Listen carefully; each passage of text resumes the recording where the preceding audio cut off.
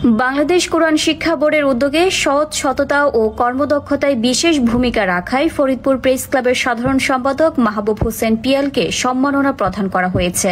বুধবার সকাল 11টায় ফরিদপুর শহরের বাখুন্ডা বাজার খন্দকার বাড়ি জামে মসজিদে বাংলাদেশ কোরআন শিক্ষা বোর্ড কেন্দ্রীয় পরীক্ষায় মেধা তালিকায় উত্তীর্ণ হওয়া শিক্ষার্থীদের মাঝে পুরস্কার বিতরণ ও সম্মাননা স্মারক প্রদান অনুষ্ঠানে সাংবাদিক মাহবুব হোসেন পিয়ালকে এই সম্মাননা প্রদান করা হয়। এ সময় অনুষ্ঠানে প্রধান অতিথি ছিলেন বাংলাদেশ কোরআন শিক্ষা বোর্ড কেন্দ্রীয় সমন্বয় কর্মকর্তা মোহাম্মদ ইব্রাহিম হোসেন মৃধা। সাংবাদিক মাহবুব হোসেন পিয়ালের হাতে সম্মাননা ক্রেস্ট তুলে দেন।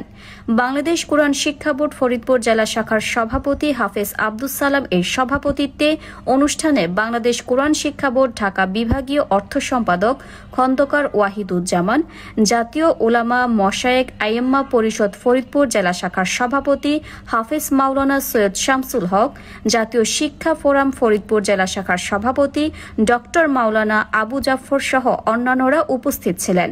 পরে বাংলাদেশ কোরআন শিক্ষা বোর্ড কেন্দ্রীয় পরীক্ষায় মেধা তালিকায় উত্তীর্ণ হওয়া শিক্ষার্থীদের মাঝে পুরস্কার বিতরণ করা হয়।